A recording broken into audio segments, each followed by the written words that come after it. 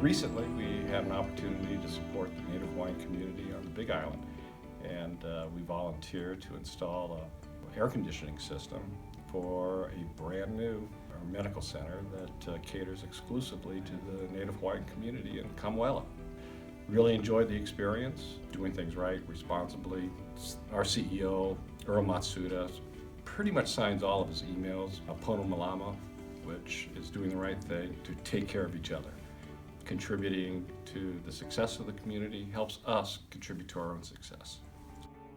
We have a young man that works for us in the lands department, and he's a fairly recent graduate, and we're trying to bring him along to move up within the organization. We empower people. We need to mentor them and provide them opportunities to be able to learn and grow in their position. One of the things that we were working on was materials to educate our shareholders about what is a carbon project, how does it work, some of the more technical details, but break it down in an article to kind of share with the shareholders both at our annual meeting and in our newsletter. He came back, he had written an article that was very informative, it was very educational, it broke it down into a way that a layman, somebody that wasn't familiar with carbon projects, could be able to understand it, and he did a great job. We show up to do our work the right way, the best way possible. We are very much in a group dynamic where it's not just us, it's us and partners in Alyeska and regulators that are involved in our work almost on a daily basis. What is that? When we show up on the scene, we're there to make things better, safer, do it the right way. When we're done with our work for the day, there's no issues. All the partners are safe, we're safe, everyone goes home for the day, and we're set to go the next day, because part of our mission down there is also to have 24/7 operations, which means that when one shift leaves, another shift comes on, and they're expected to have the same standards, and the equipment's expected to be ready to go for the next day's work.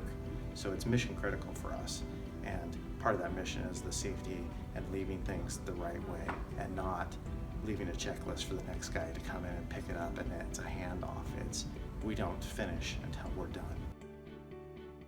We don't compromise our integrity or our ethics or our safety standards. If we see something that's going to put one of our employees in danger, we're pulling off the job. We've had an elevator bank go down because of an error on the part of one of our technicians 10 years ago. It was a cable stop in an elevator. This was at the Merchandise Mart, a very big customer of ours. They called us on it. It was a $150,000 fix, but we didn't squawk. The last thing you want to do is argue with a customer over something of this nature. We went in and fixed it, and since that time we've gotten quite a few contracts from them. You get more respect for showing that you honor your commitments in the long run.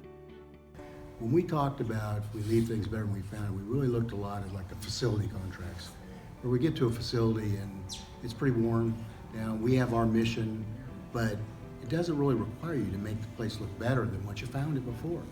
And that's always been so important to us in Chugach, that not only do we do the work that we're paid to do, but that we make sure we take care of this place and that we are a part of this environment. In CGS and in Chugach, we've always really concentrated on that. And the payoff from taking care of the people is that Chugach gets better and better and better.